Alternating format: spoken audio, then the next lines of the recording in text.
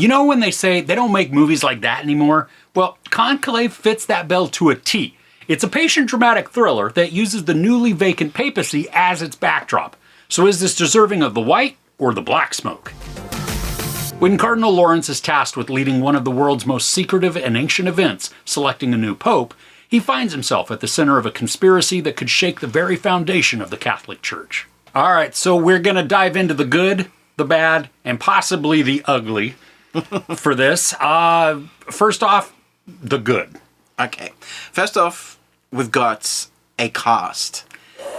And yes, there's actors in it, but these are no ordinary actors. We have Ralph Fiennes as Lawrence, we have Stanley Tucci as Bellini, John Lithgow as Tremblay, Lucien Masmati as Adeyemi? I'm not even going to pronounce his name yet. Isabelle Rossellini as Sister Agnes, Carlos Days as Benitez, and more. They are just, it is a stacked cast. I mean, just insane. But Ralph Fiennes, I mean, that is really where I want to start. I mean, brilliant, but very understated performance. Yeah. So he's Cardinal Lawrence. He's the one who is in charge of running this conclave.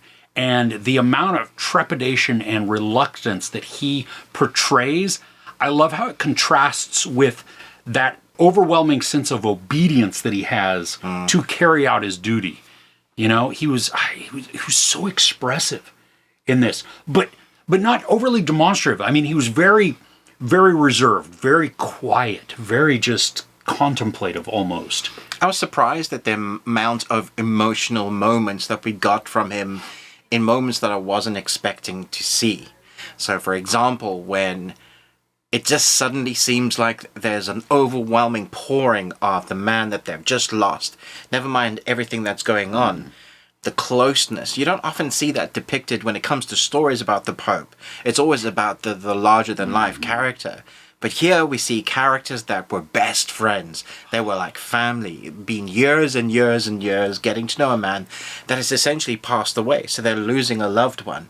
And showing that is Ralph Fiennes, in amongst others like Stanley Tucci. Yeah, absolutely. And Tucci, I mean, he was so good too because I loved watching the character change within him.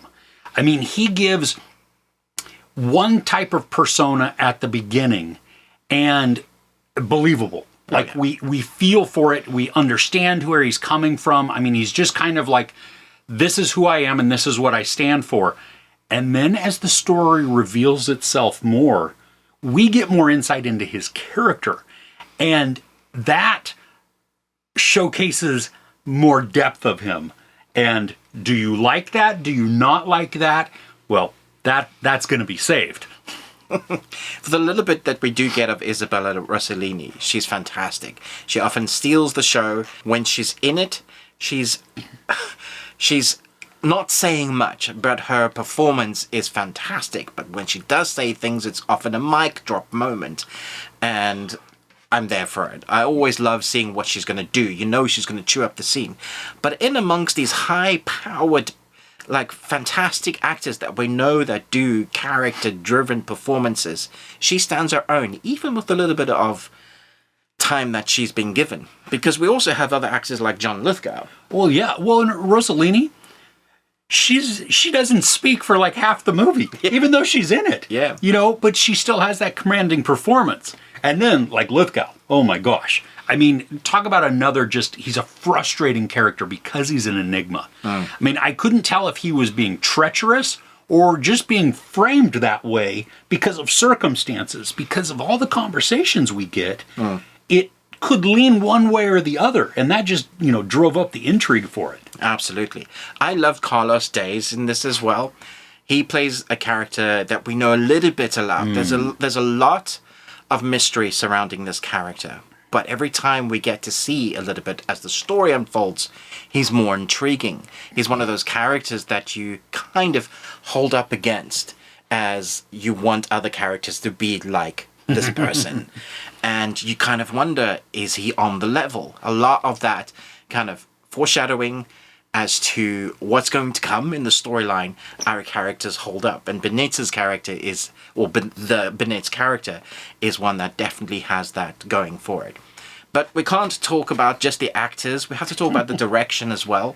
This is directed by the dude that did most recently All Quiet on the Western Front. Which won 4 Oscars. It is, I mean, spectacular.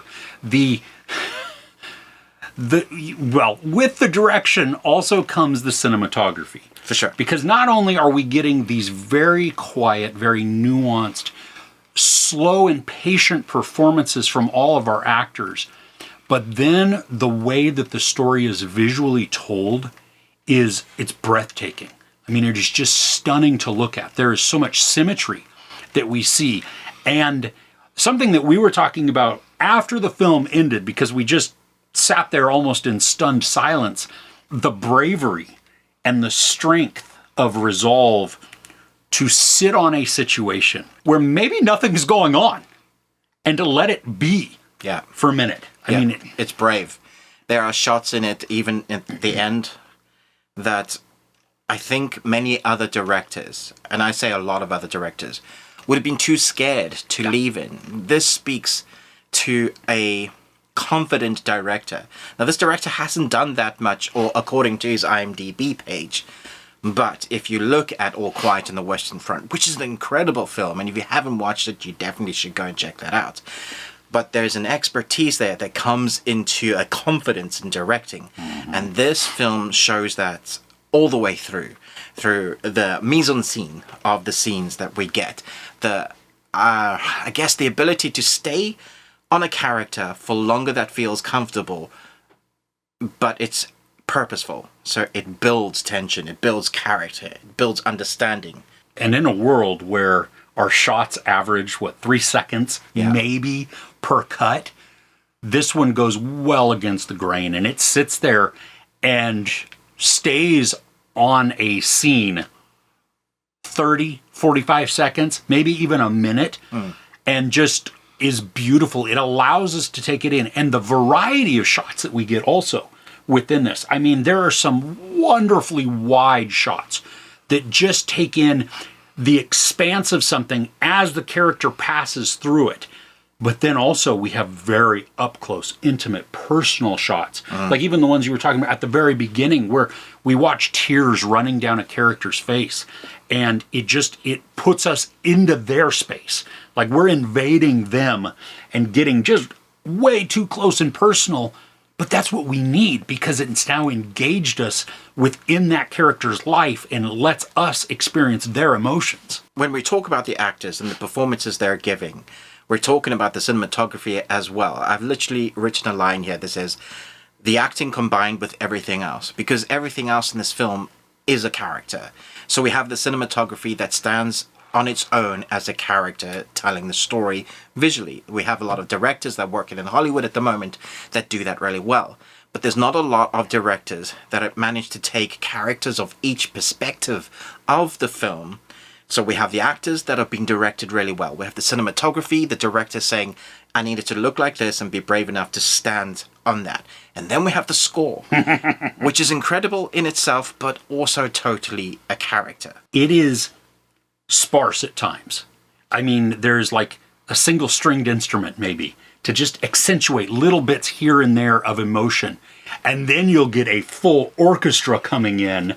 So good. And it could rattle your chest because of how powerful it is. And then something that is not used very often, at least in American films. I find American films have much less of this because we need to fill it with sound. Right. Silence. Yes. A person or two people sitting in an area, no other music playing, no nothing.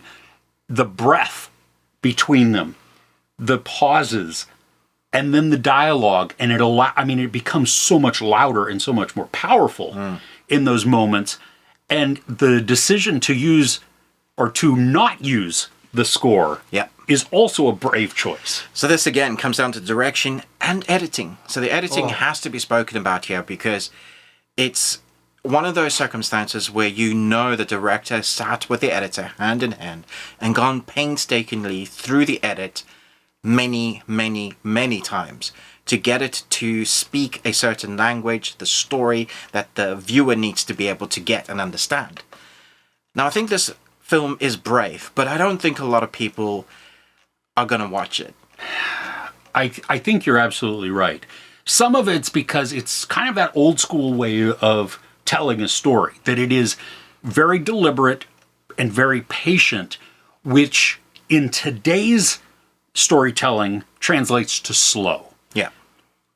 But while it's patient, it's also anxious and suspenseful and stressful at times. Slow is used as a dirty word, yes, often in reviews. And I am guilty of it myself. Sure. I've often used it in reviews and gone, it's slow. But you can have slow that is purposeful for the momentum. I know that's an oxymoron, for the storyline. And it works here purposely to build tension. Like we said, when there's no audio, when there's no sound, as in no score or music coming in, two characters are literally, or a single character on screen, giving a bit of dialogue or doing action, as in physical, looking at something, investigating something, being brave enough just to do a single shot, steady, watching that character and the story unfold. It's so bravely done. I love that our conversations that we watch and listen to in this are layered with meaning. Oh, yes. I mean, it's not only the words that we're hearing, but it's all of the emotions that are carried on the face and built with the backstories that we have slowly and earnestly gotten through each interaction, that it's just piling on these, which is then showcasing and unraveling the mystery for us, but not fully. And I call it mystery. This is not like a murder mystery. Don't think of it as that. It's just, it's an unknown outcome that we are progressing to. Yeah, I mean, I like the multifaceted layers that there is within the story. So for one, it's the Conclave. We're having a new pope because he's died. And then we have the story of the pope himself and the friends that surrounds him. And then we have the whole kind of idea of what it means to have a pope and religion. And that kind of filters its way throughout the story, combining pretty much both of those stories. We see how it affects people, or the larger than life zeitgeist, because they're in their own little world. Like if you're outside of it, you can see it as one thing. But if you've ever had any sort of idea of what religion is, then you'll kind of know a little bit about this. But I would think that not many people know the real intricacies, and that's partly where this film shines, because the cinematography is precise at showing us what it takes, what the Conclave is. There's some beautiful shots just of costume designs, table settings, and the rituals for sure that they go through too, even like outside of the Conclave. But then once they're sequestered inside and just happen where they take their vote, how they carry their vote, how they put it down, and how they recite these set of words, and then how they deposit the thing into the collection thing. I don't know what you call it, big giant bowl type of thing. But all of this, it's pomp and circumstance, but I was riveted as we watched this, and they do such a great job within the editing of showing us the first time, just showing it all so that we get an understanding, especially if you're not Catholic or you've never seen a movie that showcases any type of conclave like this. Then they don't show us, as each vote passes, all of the nuance again. We get little snippets to progress the story along so that it's still very dramatic, it's still very intriguing and engaging, and yet not dragging us through all of this. It could have easily been boring. Oh, absolutely. But it's edited in a way to progress the story, to jump in time when it's needed to, but also stay there when we need to. Yeah. And so all of that is fantastic. That's all the good. I think you touched on a bit of the bad with that this isn't for everybody. And for that reason, the film's going to have a very small, precise niche. And I would encourage people to maybe step outside of their comfort zones of what they normally watch and give this a go. Merely for the acting and the look of film. If you love film at all, this should be on your watch list. Yeah, especially if you've ever, because we've done this also, and especially with the plethora of superhero movies and sequels and all of this, when we bemoan the fact that there's not a lot of original content, when we get it, we need to celebrate it. And this one is, I mean, it blew us away. Yeah, it did. But I do see the ending. This can trigger some emotions. So I was going to call this the ugly. Not because it is ugly, but I think the reflection of society could regurgitate an ugliness on what this film touches on. Yes. Which I thought was brilliant and I didn't see coming at all. Not at all. Couldn't have guessed it. Nope. At all. Even though part of the outcome was where I believed the story was heading. For you sure. did too. Yeah, I did. Yeah. Yeah. But then there's more. Surprise. Yes. Yeah. So overall, Conclave is a masterfully told story using unhurried dialogue and action to craft a gripping drama. With performances that are riveting and understated, a beautiful and haunting musical score, and cinematography that's stunningly bold and beguiling, this patient and determined thriller should not be missed. There is no sex or nudity, tiny bit of profanity, and not really any violence. I give Conclave 5 out of 5 couches. You may not have had this on your watch list, but you got to do yourself a favor and just see it the first chance you get. Because movies like this, they're rare nowadays, so don't miss it. Okay, have you seen any great thrillers lately? I would love to hear about what you watched in the comments below. If you enjoyed this review, please give it a like. Also, don't forget to share and subscribe. I'm Chris. This is my buddy Ruben from the Ruby Tuesday. Thanks for couching with us.